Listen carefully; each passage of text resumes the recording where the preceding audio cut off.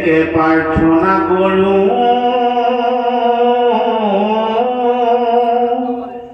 সবাৰ চৰণে ধৰোঁ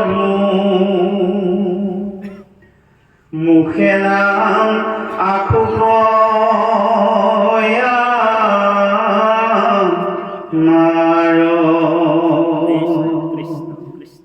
তুমি ভক্ত কল্পতৰু বাহিৰে ভিতৰে গুৰু তুমি বিনে নাহি মোৰ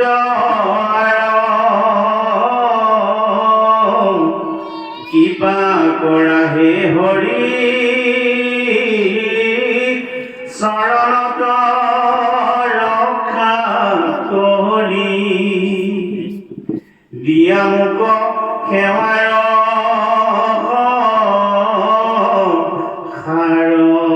ৰাম দিয়া মোক সেৱাৰ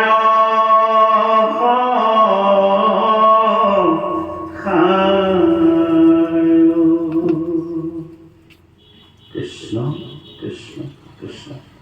আচলতে নিজে অজ্ঞানী কাৰণে এষাৰ জয় যদি আমি অপাত লগাই লৈছোঁ, গতিকে মানুহে জনা কৰিব। আমি যোৱাকালি বাপজনাৰ নিৰ্দেশনো কৰি তেখেতে ক'লে যে নলবাৰী জিলা শাখাৰ আমাৰ অমুকত এই অনুষ্ঠানভাগ আছে, আপুনি আজিয়ে ট্ৰেইনত উঠিব লাগিব আৰু আপোনাৰ কাৰণে আমি ভকতৰ ব্যৱস্থা কৰি থৈছোঁ, আপোনাক ষ্টেচনৰ পৰা ভকতে ৰিচিভ কৰিব। আৰু তেখেতৰ কৃপাতে আমি যোৱাকালি ট্ৰেইনত আহি আমি বাপজনাৰ নামটো আমি পাহৰিছোঁ, আমাৰ প্ৰতিভা আছে আমাৰ মাজত, তেৰাৰ গৃহতে আমি উৰে লিখা কটাইছোঁ। আৰু তেখেতসকলৰ যি ভক্তি আমি কালি দেখিলোঁ, ষ্টেচনত গৈ পিতা পুত্ৰই ষ্টেচনতে আমাক যি সেৱা ধৰি তেখেতসকলে আমাক ৰিচিভ কৰিছে, আমি তেতিয়াই আহি এটা কথা কৈছোঁ, এটা চৰুত অন্ন সিদ্ধ কৰিলে এটা অন্ন টিপিচালি গম পোৱা যায় গোটেই চৰুটোৰ অন্ন সিজিছেনে নাই। আৰু গৃহত আহি যেতিয়া প্ৰৱেশ কৰিছোঁ, তেখেতসকলে পদূলি মুখৰ পৰা ভকতৰ প্ৰতি যিটো প্ৰেম, যিটো আদৰ্শ আমি দেখা পালোঁ, সঁচাকৈ এই আঞ্চলিক ধন্য, এই জিলা শাখা ধন্য, এই প্ৰাথমিক ধন্য। গতিকে নিজে আচৰিত ধৰ্ম আনক শিকায়, এই কথাখিনি আমি কালি উপলব্ধি কৰিছোঁ। আমি বাপজনালৈ পুনৰ সেৱা ধৰি পাঠৰলৈকে আগবাঢ়িছোঁ। জয় গুৰু শংকৰ কৃষ্ণ।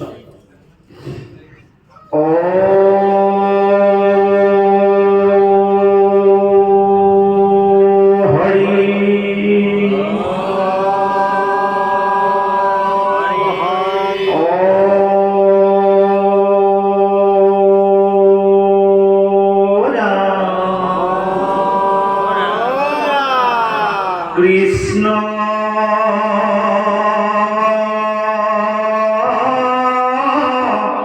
শংকৰ গুৰু হৰি ৰাম ৰাম হৰি রাম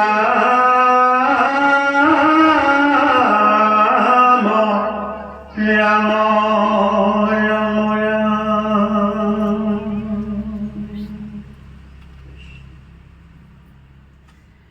ওম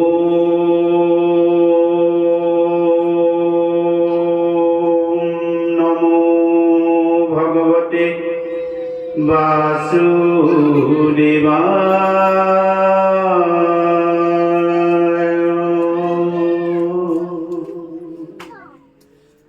ওম নমো ভগবতে বাসুদেবায়।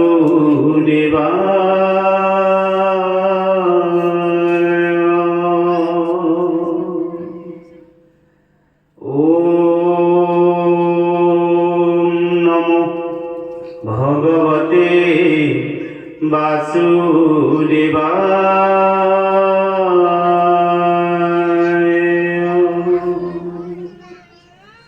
ওম নমো ভগবতে বাসুদেবায়।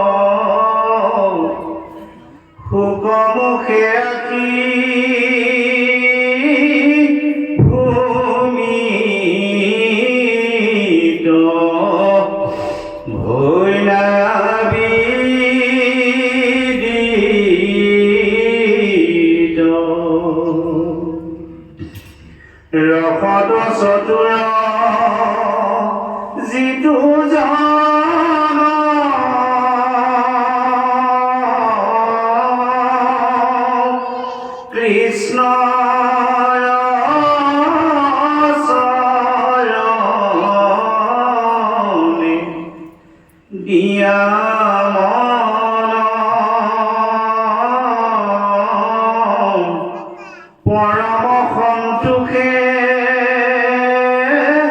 পিউক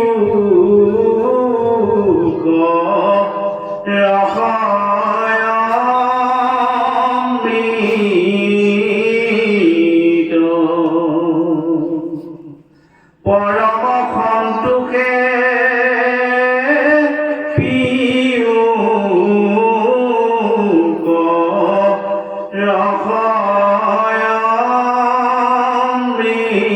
ৰসয়মৃত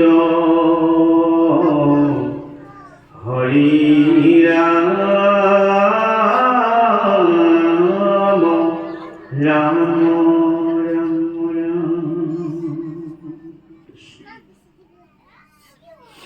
সমস্ত আপোনাৰ খবৰ পৰা নিৰ্দেশ কৰক আপোনাক সবে ভাগৱত ক'ত চাবলৈ কয় আমি তাতে আদেশ কৰিম কৃষ্ণ আপোনাৰ খবৰৰ পৰা আমাৰ গুৰুসকল আছে কৃষ্ণ আমাৰ আইতাসকলে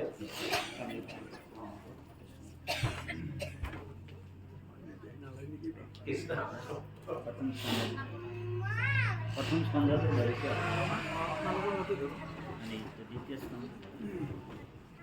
द्वितीय स्कंद भागवत धर्म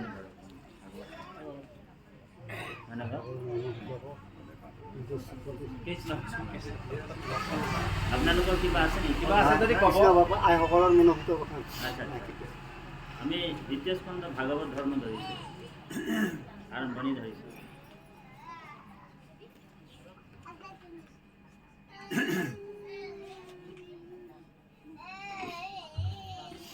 শ্ৰীমদ ভাগৱত দ্বিতীয় স্কন্ধ শ্ৰীকৃষ্ণায় নম মংগলাচৰণ পদ ও রাম জয় জয় কৃষ্ণ যার স্মরণ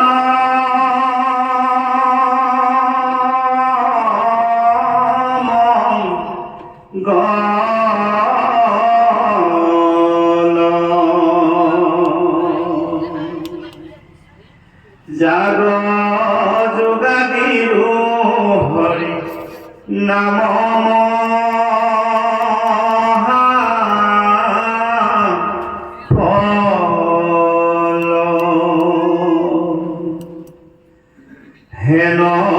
ফল হেনয় পরমানন্দ মাধব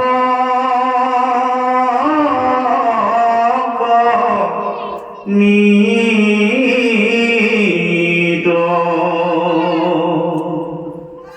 হুমরিও নর নিরন্তরে সিদ ও রাম কৃষ্ণ কথা অমিত পিউষা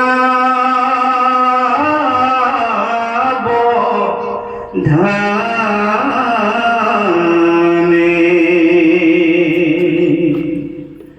করিও যতন যাবে প্রাণ থাকে মানে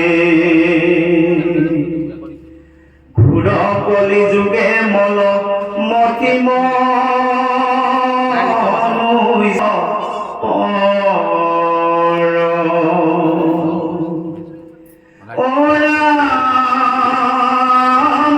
শৰীৰত আছে কলি গীত যত দুখ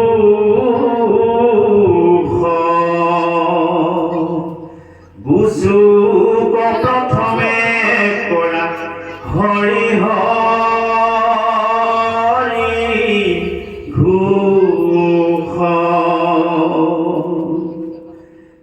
ঘোষ কৃষ্ণৰ চৰণে কৰি অশেষ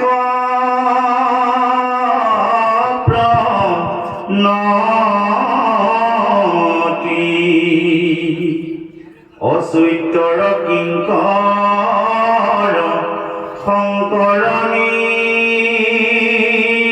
গণ্ডতি।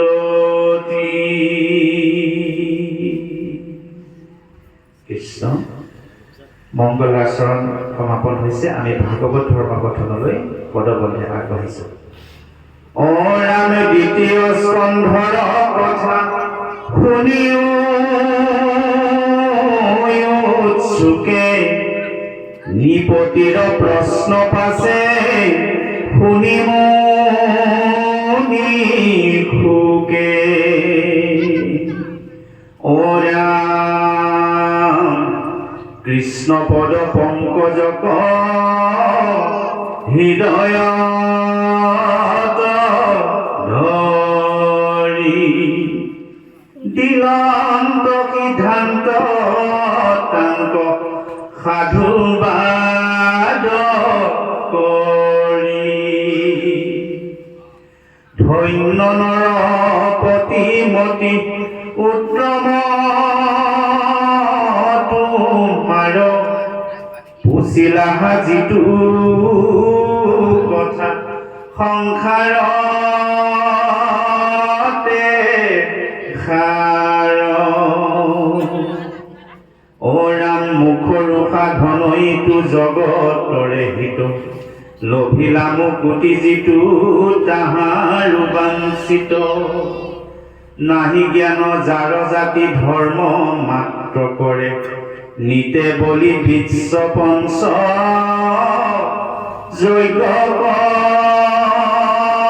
কয়া চৰে। তাহাৰ সুতৈব কথা আছে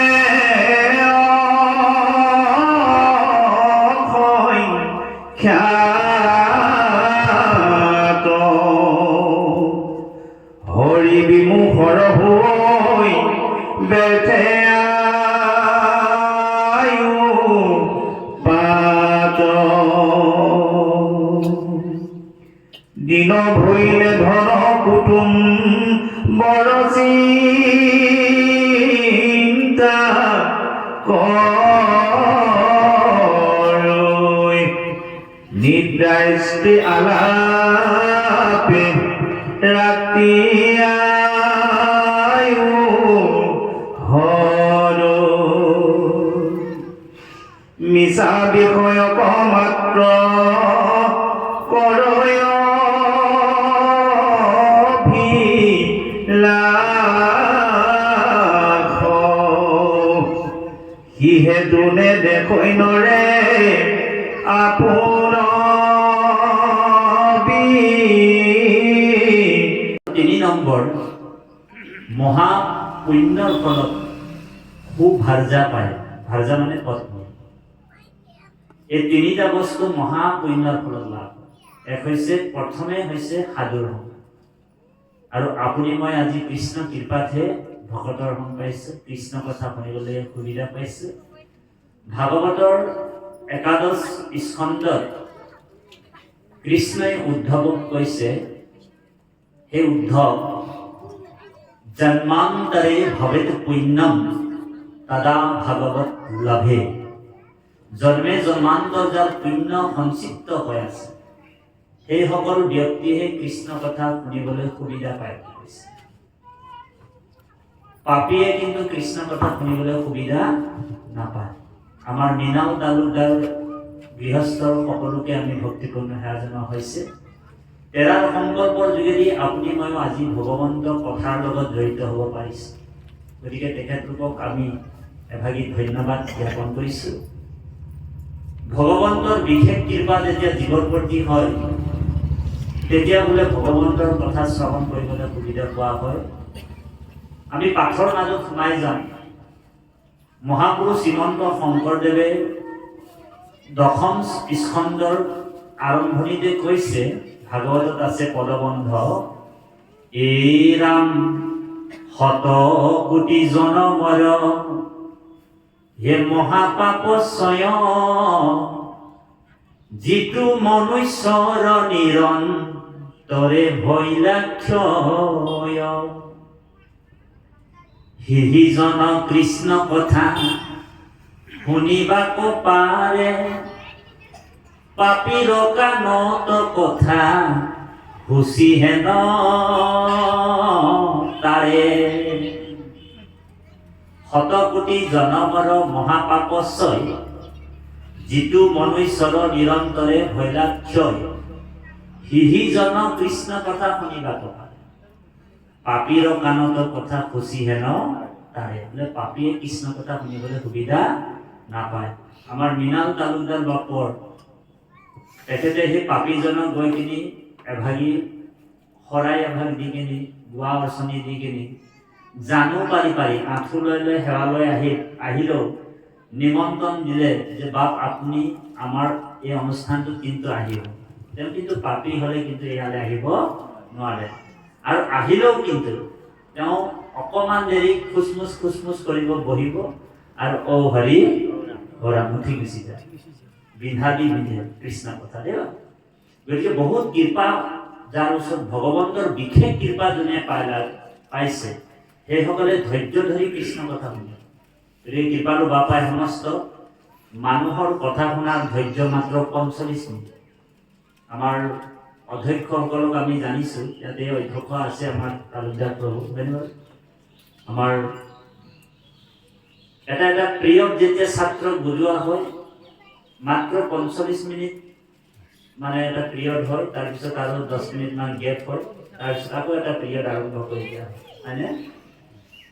কিন্তু কৃষ্ণ কথা এনেকুৱা এটা অমৃত আপুনি 2 ঘণ্টা 3 ঘণ্টা 4 ঘণ্টা কি 5 ঘণ্টা কি বোলে 10 ঘণ্টাও যদি বহি থাকে একান্ত মনে যদি কৃষ্ণ কথা শুনে ধ্যান দি শুনে একান্ত মনে যদি কৃষ্ণ কথা শুনে বোলে সময় কি পাৰ হৈ গুচি যাব আপুনি বুজিয়ে নাপাব গমেই নাপাব কেনেকৈ সময় পাৰ হৈ গুচি গ'ল। কিন্তু একান্ত হ'ব লাগিব। সেইকাৰণে ৰজা পৰীক্ষিতক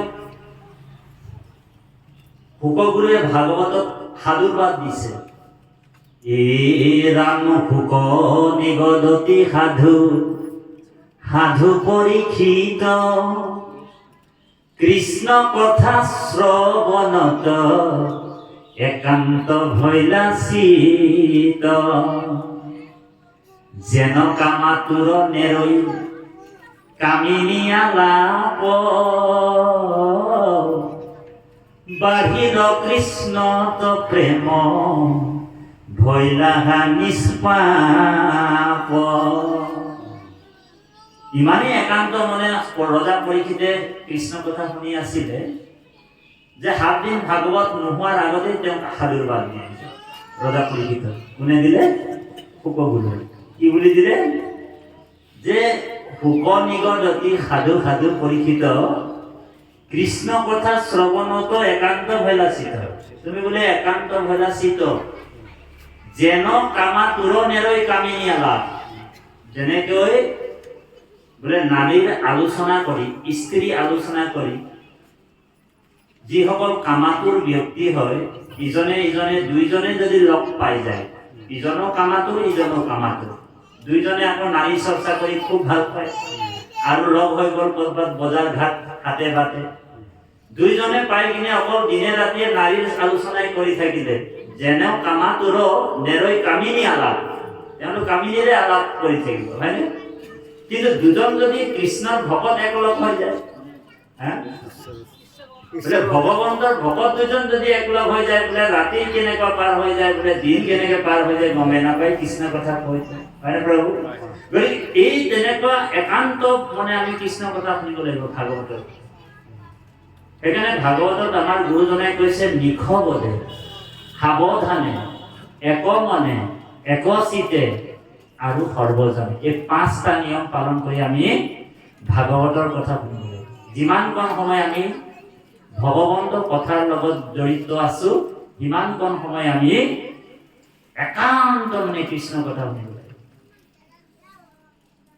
গতিকে মনটো পবিত্ৰ কৰাৰ একমাত্ৰ উপায় ভগৱানৰ কথা। বুজি পাইছেনে?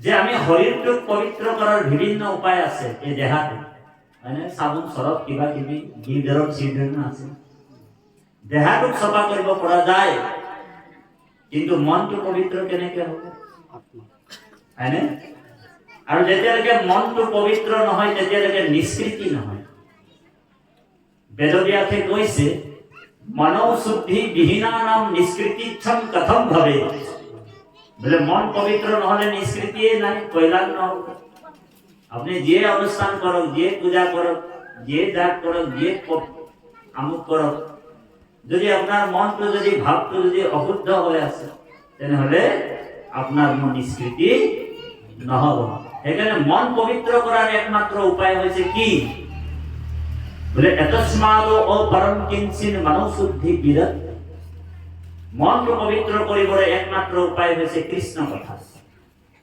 আৰু যেতিয়ালৈকে কৃষ্ণ কথাৰ লগত আমি জড়িত নহওঁ তেতিয়ালৈকে কিন্তু আমাৰ হৃদয়টো নিৰ্মল নহব গতিকে কৃপালু বাপাই সমস্ত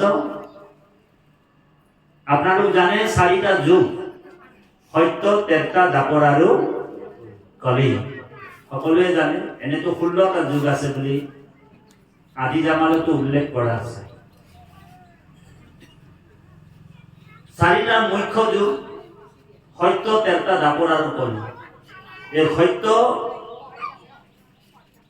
সত্য যুগৰ আয়ু আছিলে 17,28,000 বছৰ আৰু সেই যুগৰ যুগ ধৰ্ম কি আছিল ধ্যান কৰা হয়নে সকলোৱে জানে যে সত্য যুগৰ যুগ ধৰ্ম কি ধ্যান কৰা আদি সত্য যুগত আপোনালোক জানে যে ভক্ত প্ৰহ্লাদৰ পিতৃ হিৰণ্যাক্ষ কশিপুৰে ভৰি দুটা বুঢ়া আঙুলি দুটাত ভৰ দি মন্দৰগিৰি পৰ্বতত উঠি 12,000 বছৰ 10,000 বছৰ তপস্যা কৰিছিলে ব্ৰহ্মা ধ্যান কৰিছিলে আৰু তাতেই প্ৰসন্ন হৈ ব্ৰহ্মাই তাক বৰ দি দিলে হয়নে বাৰু সেইকাৰণে 17,28,000 বছৰ সত্য যুগৰ যুগ ধৰ্ম ধ্যান কৰা বুলি কৈছে ধ্যানৰ যোগেদি ঈশ্বৰক লাভ কৰা গৈছিলে তাৰপিছতে সেই যুগটো পাৰ হৈ যোৱাৰ পিছত কি যুগ আহিল বা ত্ৰেতাৰ যুগ আৰু ত্ৰেতা যুগৰ আয়ু হৈছে 12,96,000 বছৰ আৰু সেই যুগৰ যুগ ধৰ্ম কি আছিল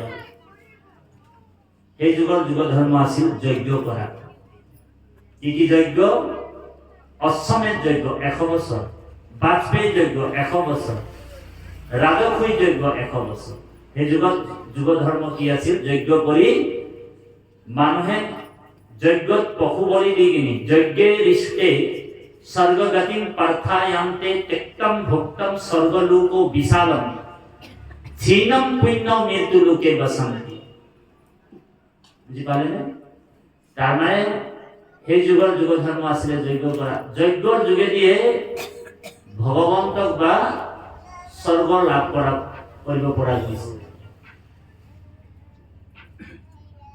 সেই যুগটো পাৰ হৈ যোৱাৰ পিছত কি যুগ আহিল দাপৰ যুগ দাপৰ যুগৰ আয়ু হৈছে 8,66,000 বছৰ আৰু তাত সেই যুগতে ভগৱান কৃষ্ণৰ অৱতাৰ হৈছিলে সকলোৱে জানে বাৰু কিন্তু ভগৱান কৃষ্ণৰ অৱতাৰ হৈছিলে যদিও দাপৰ যুগত ভগৱানক কিন্তু ভগৱান বুলি বহুতে চিনি পোৱা নাছিল বহুতে চিনি নাপায় এই ৰামে ক্ষীৰ সাগৰত আছিলে কেশধৰ মাছে যেন বোলে ইও বোলে এক জলচৰ হয়নে ক্ষীৰ সাগৰত আছিল এক শশধৰ মাছে যেন বোলে ইও এক জলচৰ এই ৰামে হেহি মতে কৃষ্ণক পায়া যদু বীৰ মনে মানি লন্ত ইও জ্ঞাতি একোজন বোলে ক্ষীৰ সাগৰতো আছিল এক শশধৰ বোলে ক্ষীৰ সাগৰত যেতিয়া চন্দ্ৰৰ জ্যোতিটো পৰিছিলে ক্ষীৰ সাগৰত তিৰমিৰ কৰি আছিলে ক্ষীৰ সাগৰখন মাছবিলাকে ভাবে ইও আমাৰ নিচিনা এটা জলচৰ প্ৰাণী বুলি ভাবিছিলে মাছেই বুলি ভাবিছিলে সেই মতে কৃষ্ণক পায়া যদুবীর মনে মানিলন্ত ইউ জ্ঞাতি একোজন যদুবীর সকল কিমানজন আছিলে 56 কোটি ততোধিক যদুবীর আছিলে সেই সকলো ভাবে যে ই আমাৰ বোলে বৰ দেউতা হয়নে খুৰা দেউতা দাদাই দেউ হয়নে বাৰু মামা হয়নে এনেকুৱা বুলি ভাবে কোনোবা সখা বুলি ভাবে কিন্তু কৃষ্ণটো ভগৱান স্বয়ং কৃষ্ণই যে ভগৱান এই কথাটো মাত্ৰ 12-13 জন মান ভকতহে চিনি পাইছে দ্ৰৌপদীয়ে চিনি পায় কুন্তীয়ে চিনি পায় অক্ৰূৰে চিনি পায় উদ্ধৱে চিনি পাইছিলে হয়নে বাৰু বিদুৰে চিনি পায় ভীষ্মই চিনি পায় এনেকুৱা 12-13 জন কিন্তু অৰ্জুন আকৌ পাহৰি যায় কেতিয়াবা ভগৱানক ঢকিয়াই দিয়ে এনেকা কৰি গটা মাৰি দিয়ে বুজিছেনে সখা বুলি ভাবে কিন্তু কৃষ্ণই যে ভগৱান এই কথাটো বহুতে নাজানে অৰ্জুনে পাহৰি যায় সেইকাৰণে অৰ্জুনক মনত পেলাই দিলে গীতাত মনত পেলাই দিছে কি বুলি কৈছে অপূৰ্বতে নজানে কেবে অপূৰ্বত পূৰ্বে যত শুয়াই আছে ইয়ে শুইবে কদতে পাছে পূৰ্বা পৰ জানো ধনঞ্জয় স্বৰূপ নজানি মোক স্বৰূপ নজানি মোক কেহু বোলে দৈৱ কীৰ্তনয় কোনোবা মোক মানুহ বুলি ভাবে কোনোবা আকৌ দৈৱ কৰি ল'ৰা বুলি ভাবে স্বৰূপ নজানি মোক মনুষ্য বোলয় কেহু বোলে দৈৱ কীৰ্তনয় বোলে কোনোবা মানুহ বুলি ভাবে আৰু কোনোবা দৈৱ কীৰ্তনয় বোলে এজন আৰু এই দেৱকী যে এই দেৱকীৰ ল'ৰা আকৌ কৃষ্ণ এই বুলি ভাবে কিন্তু কৃষ্ণ কোন হয় পৰম ব্ৰহ্ম পৰমাত্মা ভগৱান দ্বাপৰ যুগত কৃষ্ণ অৱতাৰ হৈছিলে কিন্তু সেই যুগৰ ধৰ্মটো কি আছিল মানে যুগ ধৰ্মটো পূজা কৰা হয় নে কাত্যায়নী ব্ৰত আছিল দুৰ্গা পূজা কৰিছিলে আৰু বিভিন্ন পূজা বিশ্বকৰ্মা পূজা আমুক পূজা ধীৰ পূজা এতিয়াও হৈ আছে তেতিয়াও আছে হয়নে তাৰপিছত সেই যুগটো পাৰ হৈ গ'ল কৃষ্ণ যোৱাৰ লগে লগে দ্বাপৰ যুগৰ অন্ত ঘটে কৃষ্ণ যোৱাৰ লগে লগে কলি যুগ আৰম্ভ হয় কৃষ্ণকে বাট চাই আছিলে কলিয়ে কলি যুগৰ আয়ু হৈছে 4,32,000 বছৰ আৰু কৃষ্ণ যোৱা মানে কলি আহিব আৰু কৃষ্ণ থকালৈকে ভগৱান থকালৈকে কিন্তু কলি আহিব পৰা নাছিল ভগৱন্তৰ পঞ্চ চিহ্ন ধ্বজ ব্ৰজ জব পংকজ আৰু অংকুশ এই 5টা চিহ্ন যেতিয়ালৈকে ধৰণীত আছে ধৰিত্ৰীত আছে বসুমতীত আছে তেতিয়ালৈকে কিন্তু কলি সোমাব পৰা নাই কলিয়ে বাট চাই আছে কেতিয়া ভগৱান ও হৰি ও ৰাম হ'ব আৰু মোৰ কেতিয়া ৰাজ্য মই বিশ্বাস কৰিম কালিনা অধৰ্মে মিত্ৰে নবাধিতা ধৰে ধুনা কলিয়ে কি কৰিব অধৰ্মৰ লগত মিত্ৰতা কৰিব ফ্ৰেণ্ড পাতিব ফ্ৰেণ্ড বোলে কালিনা অধৰ্মে মিত্ৰে নবাধিতা ধৰে ধুনা কলিয়ে কি কৰিব অধৰ্মৰ লগত মিত্ৰতা কৰি গ্ৰাম দেশ ৰাজ্য যিমান যি আছে সকলোকে কলিময় কৰি পেলাব ইয়াত যজ্ঞ কৰিব নোৱাৰে কোনো সকলো দ্ৰব্য বোলে অহুচি হৈ যায় সব জায়গাত ভেজাল হল না বাৰু গতিকে কলিয়ে ধৰ্মৰ 4টা চৰণ ভাঙি পেলাব সত্য শৌচ ক্ষমা আৰু দয়া এরা ধর্ম পক্ষে দাইলা কলি দ্বাদশ খণ্ড ভাগবত ধর্ম পক্ষে দাইলা কলি অধর্মেহে ভয়লা বলি দেখা লোক ভয়লায়ে কাকার পাপ বাঢ়ে দিনে দিনে কৃষ্ণর শরণ বিনে আউর আত নাহি কে নিস্তার আজিৰ পৰা 5200 বছৰৰ আগত ভাগৱত পৃথিৱীত আহিল। কলিযুগৰ 30 বছৰৰ পিছত, কলিযুগ আৰম্ভণি 30 বছৰৰ পিছত ৰজা পৰীক্ষিত গংগা নদীৰ কুশাৰু নামৰ ঠাইত 60,000 ততোধিক ঋষি মুনি তাত সমাবেত হৈ আছে। আৰু সেই পুণ্য তীৰ্থত অভিশপ্ত ৰজা পৰীক্ষিতক ভাগৱতৰ কথা কৈছিলে। কোনে কৈছিলে? শুকগুৰুৱে কৈছিলে। আৰু কলিযুগৰ ধৰ্ম নিৰূপণ কৰিছে ভাগৱত, হয়নে? আৰু আমাৰ মহাপুৰুষ মাধৱদেৱো কলিযুগৰ ধৰ্ম নিৰূপণ কৰিছে। কলিযুগৰ মানুহৰ একমাত্ৰ ধৰ্ম কি?